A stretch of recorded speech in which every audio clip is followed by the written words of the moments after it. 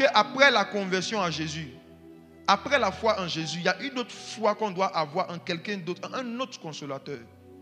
Beaucoup de gens qui ont cru en Jésus ne croient pas au Saint-Esprit. Dans beaucoup d'églises, les gens ne croient pas au Saint-Esprit. Ils croient que Jésus est le Fils de Dieu, qu'il est mort sur la croix, qu'il est ressuscité, qu'il est parti au ciel. Mais ils ne croient pas qu'après lui, il y a une personne qui est descendue, qui ouvre les yeux des aveugles, qui fait marcher les boiteux, qui fait disparaître des boules, qui délivre des drogués, qui délivre des homosexuels. Ils ne croient pas en ces choses. Ils ne croient pas qu'il y a quelqu'un qui est descendu, qui peut marcher avec un homme et lui donner des informations détaillées sur quelqu'un qui ne connaît pas. Ils ne croient pas au Saint-Esprit. Ils ne croient pas au Saint-Esprit. Satan n'a plus peur que les gens croient en Jésus. La foi en Jésus donne accès à la vie éternelle. Mais ce qui donne accès à la puissance éternelle, c'est la foi au Saint-Esprit. La foi en Jésus ne donne pas accès à la puissance. Jamais. Si c'était le cas, tout le monde allait être loin ici.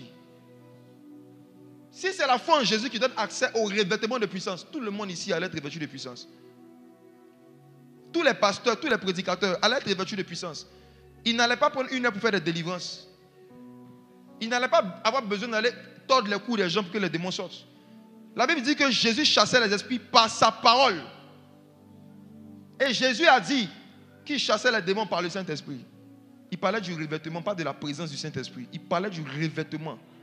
Mais pourquoi est-ce que c'est si difficile aujourd'hui que des personnes qui ont cru en Jésus, qui sont remplies du Saint-Esprit, qui ont le fruit de l'Esprit, ils sont gentils, ils ont l'amour, la paix, la joie. Mais quand on parle du domaine de l'évangélisation, quand on parle du domaine de prêcher Jésus pour que des pécheurs changent de vie et que des gens soient délivrés sans imitation, pourquoi beaucoup de gens n'excellent pas dedans? C'est parce qu'il y a une foi qui a disparu ces derniers siècles, la foi en celui qui a ressuscité Jésus. Romains, la foi au Saint-Esprit. Croyez-vous au Saint-Esprit? Romains, chapitre 4, verset 19, lisons. Et sans faiblir dans la foi, il ne considéra point son corps. Il ne considéra point que son corps était déjà usé, puisqu'il avait près de 100 ans, et que Sarah n'était plus en état d'avoir des enfants. De qui on parle? D'Abraham. De qui on parle? D'Abraham. On dit qu'il avait près de quel âge? 100 ans. Lorsque Dieu lui a dit qu'il va avoir un enfant, son corps était comment? Usé. Ça veut dire que son corps était détruit, son corps était mort. Sarah aussi n'était plus en état d'avoir des enfants. C'est à un homme mort que l'ange de l'Éternel a dit, l'année prochaine, au temps de la vie, tu auras un enfant. Pour qu'il puisse expérimenter cette promesse, il devait avoir la foi. La foi en qui? La foi en qui? Lisons la suite. Il ne douta point par incrédulité au sujet de la promesse de Dieu, mais il fut fortifié par la foi, donnant gloire à Dieu. Il fut fortifié par la foi. Il fut fortifié par la foi. Verset 24. Verset 24. C'est encore à cause de nous, à qui cela est imputé, à nous qui croyons en celui qui a ressuscité des morts, Jésus notre Seigneur. Relis la phrase s'il te plaît. C'est encore à cause de nous, à qui cela sera imputé. Sera imputé. Celui qui parlait était né de nouveau. Il avait le Saint-Esprit. Il était rempli du Saint-Esprit. Mais il dit à quelque chose qui nous sera imputé. Il parle au futur. Donc c'est quelque chose qui n'était pas encore imputé. Et il dit ça nous sera imputé à quelles conditions? À nous qui croyons en celui qui a ressuscité des morts, Jésus notre Seigneur. Qui a une version où c'est mis à nous qui croyons en Jésus?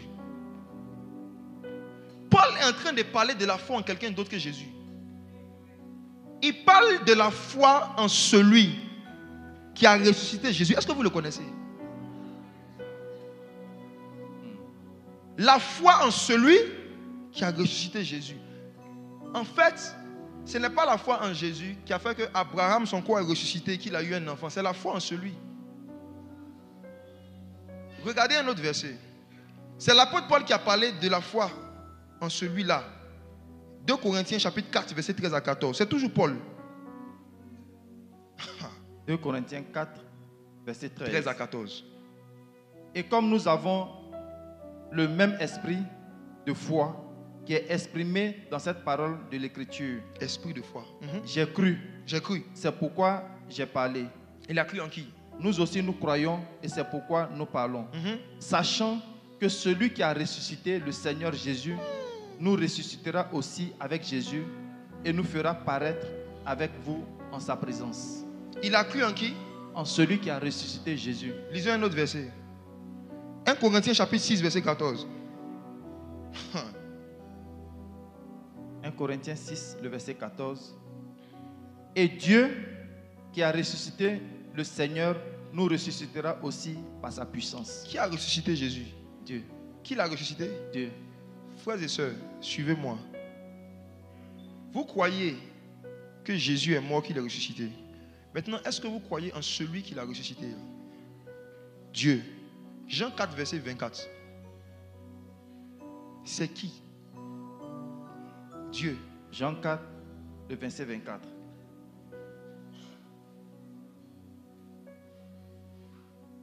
Dieu est esprit. Et ceux qui l'adorent doivent l'adorer en esprit et en vérité. Qui a ressuscité Jésus? L'esprit. Qui a ressuscité Jésus? L'esprit. Qui a ressuscité Jésus? L'esprit. Est-ce que vous croyez en l'esprit?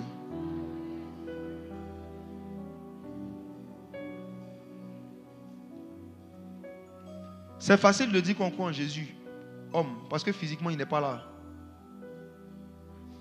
Est-ce que vous croyez au Saint-Esprit? Ce ne sont pas toutes les églises qui croient au Saint-Esprit. Toutes les églises croient en Jésus. Mais cette affaire du Saint-Esprit, c'est là qu'on se divise. Quand on parle des choses de l'Esprit, les dons spirituels, de l'onction, des miracles, c'est là qu'il y a un problème. Satan sait que la foi en Jésus donne accès au paradis. Mais ce qui fait descendre le paradis, c'est la foi en l'Esprit. Satan ne veut pas que le ciel descende dans les salles d'église. Il ne veut pas que le royaume descende avec puissance, que les maladies disparaissent, que les pécheurs se convertissent. Il ne veut pas. Donc qu'est-ce qu'il fait? Il a envoyé des doctrines et des raisonnements qui tuent dans le cœur des gens la foi en celui qui a ressuscité. Jésus. Romains chapitre 8, verset 11. Romains 8, verset 11. Et si l'esprit de celui qui a ressuscité Jésus d'entre les morts... Celui qui a ressuscité Jésus. Relis.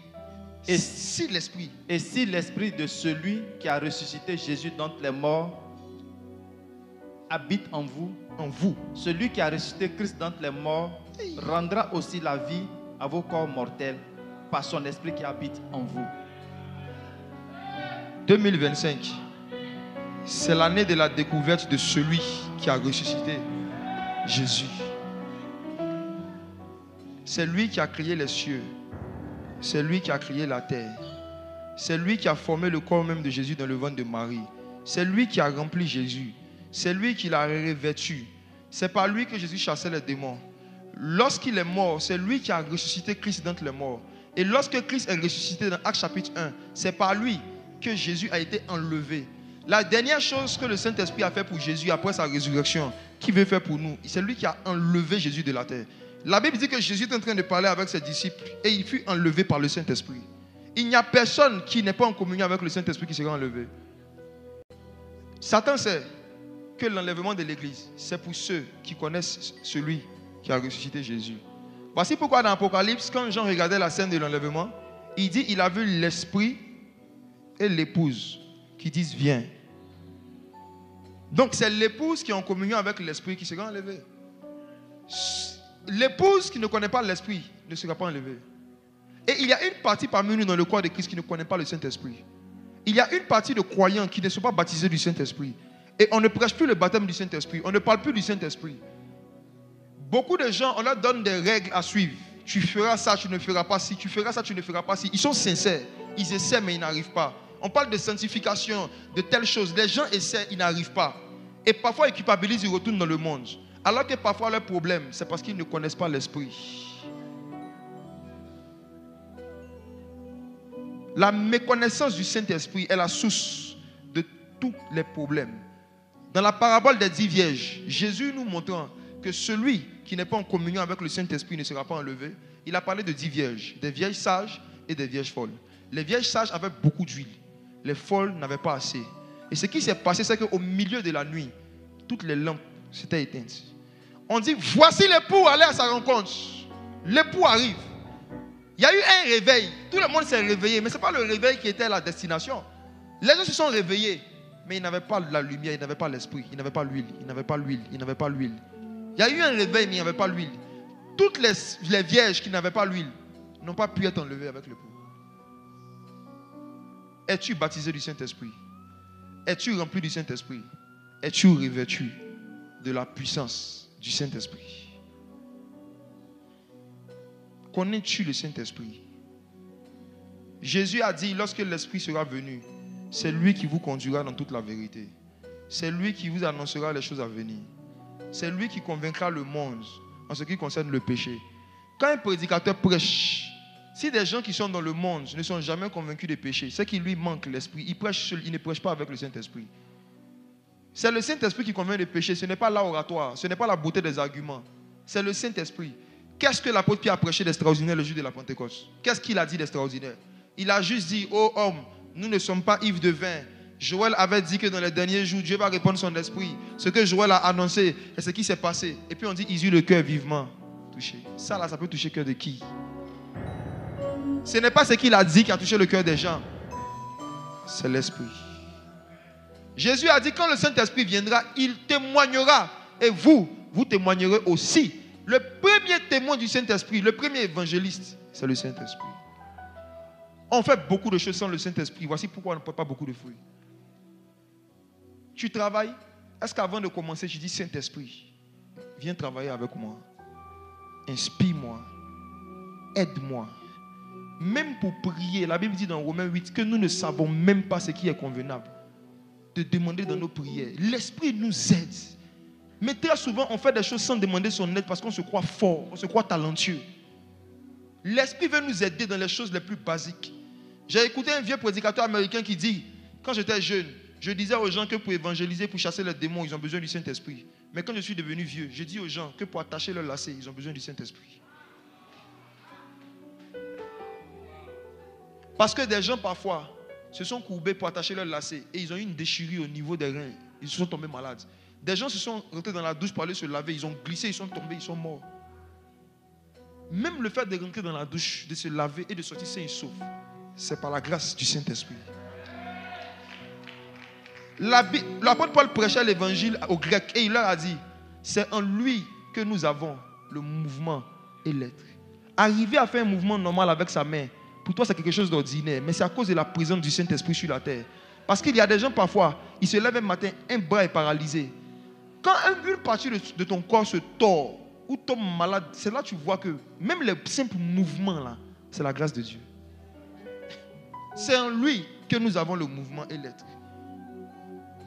S'il y a quelqu'un qui est en train de m'écouter et qu'à cause d'une douleur, il y a un mouvement de ton corps que tu ne pouvais pas faire, pendant que je suis en train de parler, à cause de la présence du Saint-Esprit, maintenant, tu as en lui le mouvement.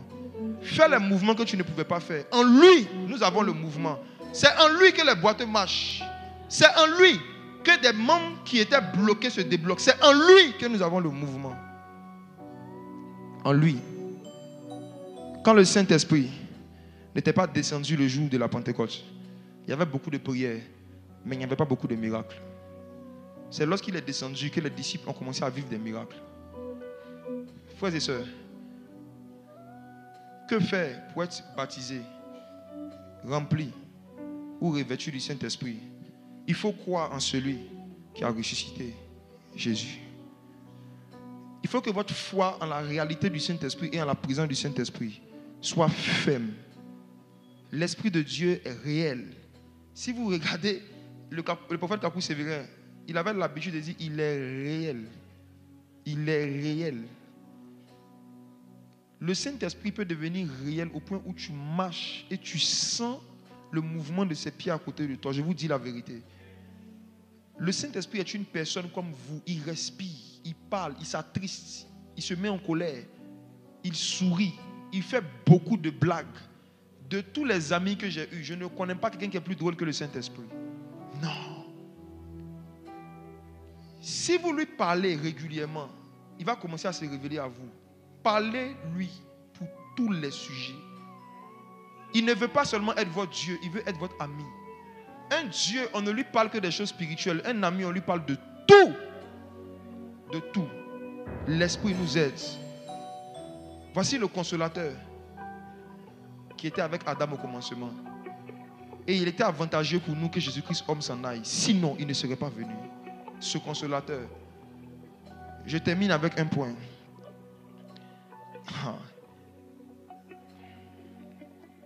Dans quel état de cœur faut-il être pour recevoir le Saint-Esprit? Que ce soit rempli, revêtu. Acte 5, verset 32.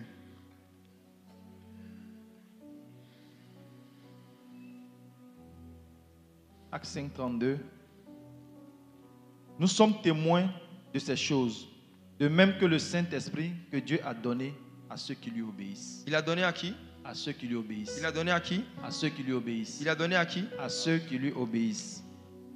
Le jour où tu vas vouloir être rempli du Saint-Esprit à nouveau, où tu vas vouloir recevoir une nouvelle mesure de l'Esprit, il y a une obéissance que Dieu va mettre sur ton chemin. Il y a quelque chose que Dieu va te demander de faire. Si tu fais ça, il te donne une nouvelle mesure de l'Esprit. Le jour où tu vas vouloir être revêtu du Saint-Esprit, il y a quelque chose que Dieu va te demander de faire aussi. Quand tu vas faire ça, tu seras revêtu du Saint-Esprit. Le jour où tu vas vouloir être pour la première fois, vous qui n'êtes pas encore baptisé du Saint-Esprit, tu vas vouloir être baptisé du Saint-Esprit, il y a une obéissance que Dieu doit voir dans ton cœur par rapport à quoi? Au message qui dit répentez-vous. Je parle maintenant à ceux qui n'ont jamais été baptisés du Saint-Esprit. Le jour de la Pentecôte, lorsque les gens qui n'avaient jamais été baptisés du Saint-Esprit ont demandé qu'est-ce qu'ils doivent faire pour être baptisés, Pierre a dit répentez-vous et vous recevrez le don du Saint-Esprit. Si tu n'as pas l'intention de te repentir, Dieu n'a pas l'intention de te donner son esprit. Si Dieu voit dans ton cœur que tu n'as pas l'intention vraiment de changer de vie, il n'aura pas l'intention de te baptiser de son esprit. C'est la parole de Dieu qui sonde les intentions et les pensées des cœurs. C'est pourquoi c'est lui-même qui distribue le Saint-Esprit à chacun selon sa volonté. Il regarde les cœurs. Donc à vous qui n'avez jamais été baptisés du Saint-Esprit, est-ce que vous allez obéir à Dieu? Est-ce que vous serez prêt à renoncer à votre ancienne vie et à vous convertir? Si vous êtes sincère, vous serez baptisé aujourd'hui, pas demain. À vous qui étiez remplis, qui avez perdu la plénitude, est-ce que vous êtes prêts en 2025 à obéir à Dieu dans tout ce qu'il vous dira? Si Dieu voit dans votre cœur vraiment une intention de lui obéir, vous serez remplis à nouveau ce matin. À vous qui voulez être revêtus de la puissance de Dieu. Et je dis, quand tu es revêtu, tu fais des choses sans effort. Tu parles. Si Dieu te dit, je veux chasser un démon, tu parles seulement. Esprit de tel, et puis l'esprit part. Tu n'as pas besoin de faire beaucoup de gymnastique. Si Dieu te dit qu'il va guérir un malade, parfois même tu n'auras pas besoin de prier. Tu vas demander Saint-Esprit, comment est-ce que tu veux guérir le malade? Il peut te dire prie. Parfois il peut te dire juste salue-le. Parfois il peut te dire prends-le dans tes bras. Il peut te dire prends un objet, prends une nourriture. Prie sur la nourriture. Donne aux malades. Il y a un frère ici qui est médecin qui m'expliquait qu'il y a quelqu'un qui était malade. On lui a donné des traitements. La personne ne guérissait pas à l'hôpital. Et le Saint-Esprit lui a dit de prendre un médicament spécifique, de prier sur le médicament et de donner aux malades. Quand il voulait faire ça, un collègue lui a dit mais on lui a déjà donné ce traitement. Il a prié, il a donné, le malade était guéri. Le Saint-Esprit, en fait, n'a pas un catalogue fixe de la façon dont il doit opérer. La Bible dit qu'il y a diversité d'opérations, mais c'est le même esprit. Si tu veux vivre ces choses cette année 2025, Dieu donne le Saint-Esprit à ceux qui lui obéissent. À ceux qui lui...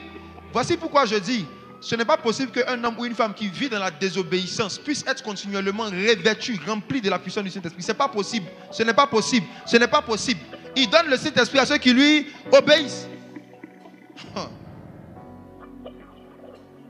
Maintenant, lorsqu'il va te donner son esprit, quels seront les signes ou les preuves que tu es baptisé du Saint-Esprit? Il y a une preuve du baptême du Saint-Esprit et il y a deux signes. Une preuve, deux signes. Première preuve, c'est dans 2 Corinthiens 3, 17. Je cite juste la référence pour avancer rapidement.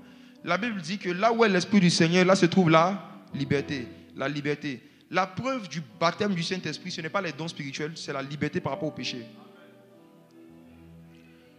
Ce qui prouve que les enfants d'Israël ont été baptisés en Moïse, c'est qu'ils étaient libres de Pharaon. Ce qui prouve qu'ils ont été baptisés en Moïse, qu'ils sont passés d'un endroit à un autre, ils n'étaient plus esclaves de Pharaon. Quand tu es baptisé du Saint-Esprit, la première chose que Dieu met dans ta vie, c'est une liberté par rapport à l'esclavage de tous les vices dans lesquels tu étais. La preuve du baptême du Saint-Esprit, c'est la liberté. Et je vous assure, la preuve là, elle est personnelle, elle est interne. Mais les signes sont extérieurs. Les signes, c'est le parler en langue, la prophétie, le fait de glorifier Dieu. Ça, c'est extérieur. Mais j'ai déjà vu des gens manifester des signes alors qu'ils n'ont pas la preuve. Ah. Des gens peuvent imiter des signes. Mais ce qu'on ne peut pas imiter, c'est la preuve. Les signes, le parler en langue, la prophétie. Mais la preuve, c'est la liberté. Là où est l'Esprit du Seigneur, là est la liberté. Dans le livre de Romains, l'apôtre Paul dit toujours que nous qui avons été baptisés en Jésus-Christ, c'est en sa mort que nous avons été baptisés. Et celui qui est mort est libre du péché. Être baptisé, c'est mourir. Et mourir, c'est être libre. S'il y a un vice dans ta vie qui te suit depuis des années, tu as besoin du baptême du Saint-Esprit. C'est la solution qui te manquait. Je vous dis, j'ai déjà vu des chrétiens sincères, parce qu'on ne l'a jamais parlé du Saint-Esprit, qui ont pensé qu'ils devaient se débrouiller seuls pour se sanctifier. Et je dis, ça fait culpabiliser les gens. Parfois, le diable leur dit que toi, tu n'es pas un chrétien. Il faut le laisser. La vie chrétienne, ce n'est pas pour toi. Et des gens rétrogradent. Beaucoup de gens qui ont rétrogradé, c'est de notre faute. C'est de votre faute. C'est parce que vous n'avez pas assez parlé du Saint-Esprit aux gens. Parfois, on ne l'a pas assez parlé du rôle du Saint-Esprit dans leur délivrance. Ils se disent qu'ils devaient se débrouiller. Je me rappelle, j'ai connu quelqu'un qui n'arrivait pas à arrêter de fumer. Il a décidé de jeûner 21 jours. Après les 21 jours, le 23e jour, il a fumé encore. Il a culpabilisé, il était retourné dans le monde. Et il me dit qu'un jour, il m'a entendu prêcher. Et j'ai commencé à dire, tout effort que nous faisons pour nous débarrasser du péché sans le Saint-Esprit, c'est un péché. Tous les efforts qu'on fait pour couper avec des vices sans demander l'aide du Saint-Esprit, c'est un péché. C'est un péché pourquoi? Parce qu'on est en train de dire à Dieu qu'on peut se justifier par nos forces. Donc l'œuvre de la croix n'est pas utile pour nous. On est en train de dire à Dieu que nous avons une puissance nous-mêmes pour nous libérer de nos péchés. Donc du coup, on ne se rend pas compte, mais on blasphème, on renie le sacrifice du Fils de Dieu. Voici pourquoi, quand vous regardez le livre des Actes, les évangélisations des apôtres, ils ne fustigeaient pas les gens. Ils ne disaient pas aux gens, ouais, vous habillez mal, sortez. C'était repentez-vous. Ils ne citaient pas des péchés spécifiques, je vous assure. J'ai fait une étude de comment les gens évangélisaient. Ils ne citaient pas des péchés spécifiques. Ils disaient juste, repentez-vous, croyez en Jésus, vous serez sauvés, c'est tout. Dans le repentez-vous, maintenant, le Saint-Esprit prend cette phrase-là et lui-même, il travaille dans le cœur de chacun. Le Saint-Esprit, maintenant, convainc chacun de quoi il doit se repentir. Parce que la première fois où le message de la repentance a été prêché dans le livre des Actes, la Bible dit que c'était 3000 hommes pieux. 3000 hommes pieux. 3000 hommes pieux. C'est à des gens pieux que Pierre a dit repentez-vous. Un homme pieux, c'est un homme qui n'est pas dans le péché sexuel, qui ne ment pas, qui ne boit pas, qui ne fume pas. Il ne va pas en boîte de nuit. Il est pieux. Mais c'est à ces gens pieux que Pierre a dit repentez-vous. Il devait se repentir de quoi? De leur piété sans Jésus. Réalisez le livre des Actes. Ce n'était pas des débauchés à qui Pierre a dit repentez-vous. On dit que c'est des hommes pieux venus de toutes les nations de la terre pour adorer. Pierre dit repentez-vous. Pourquoi? Parce que vous partez adorer sans demander au Saint-Esprit de vous apprendre l'adoration. Vous partez prier sans demander à l'Esprit de vous aider, alors que vous ne savez pas ce qui est convenable de demander dans vos prières. Même les mages, pour venir adorer Jésus, ils ont été conduits par l'étoile qui marchait.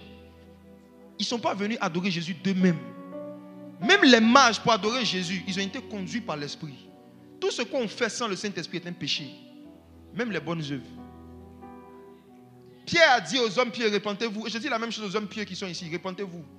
Tous vos exploits que vous arrivez à faire et dans lesquels vous ne dites pas et vous n'intégrez pas l'action du Saint-Esprit, c'est de l'orgueil spirituel. Repentez-vous. Le Saint-Esprit ne peut pas oindre des personnes qui se sentent fortes, il oint les faibles. C'est parce que vous êtes puissant que vous n'avez pas accès à la puissance. L'apôtre Paul dit quand je suis faible, c'est là que je suis fort. Quand tu reconnais que les moins bonnes œuvres que tu arrives à faire, c'est par la grâce du Saint-Esprit, tu ne peux pas juger, tu ne peux pas mépriser dans ton cœur, haïr, bien regarder de haut, parler mal de quelqu'un que tu entends qui a chuté. Si lui, il n'est pas arrivé à faire ce que tu arrives à faire, ce n'est pas parce que tu es mieux que lui, c'est la grâce de Dieu. Votre façon de parler des homosexuels, faites attention. Votre façon de voir les homosexuels, faites attention. La Bible dit dans le livre de Proverbes qu'il y a 7 choses que Dieu a en horreur. Et parmi ces 7 choses, la première qui a été citée, ce sont les yeux hautains. Les yeux hautains. Les yeux hautains, c'est une façon de regarder des gens en fait. C'est une façon de voir les gens de haut. Une façon de se dire qu'on est mieux que certaines personnes. Est-ce que vous savez que devant Dieu, il n'y a pas une différence entre un homosexuel et un menteur?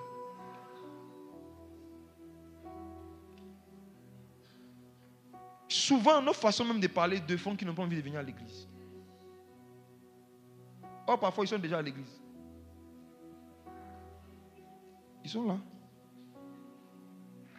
2025,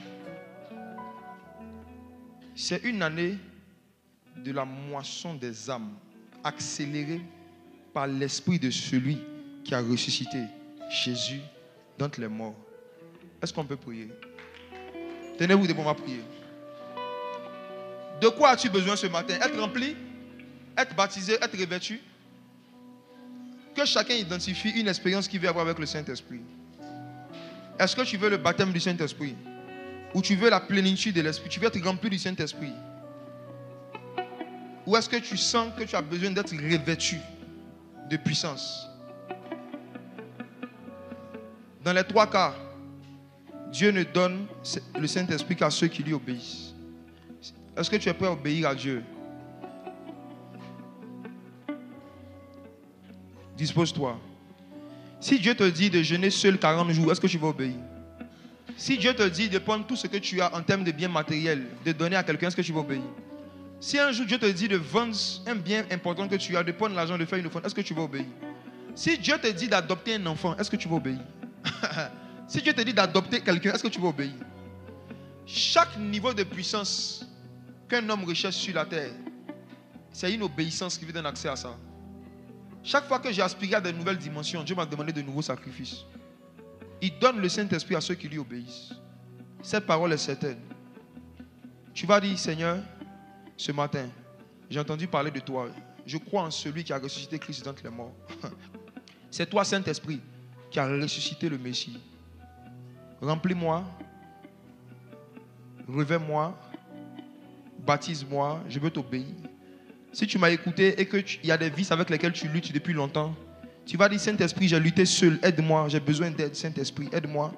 Dieu ne méprise personne, Dieu ne se moque de personne, Dieu ne rejette personne. Tu vas dire, Saint-Esprit, change mon cœur. Je ne peux pas y arriver seul. Vous les hommes pieux, répentez-vous de toutes les fois où vous êtes vantés de votre piété, de votre sainteté, sans dire que c'est la grâce de Dieu. Toutes les fois où dans votre cœur vous vous êtes senti mieux, vous avez eu des yeux hautains par rapport à certaines personnes, sans compter sur la grâce de Dieu. Que chacun prie en fonction de ce qu'il cherche ce matin. Prions. Aïe, aïe, aïe, aïe, aïe.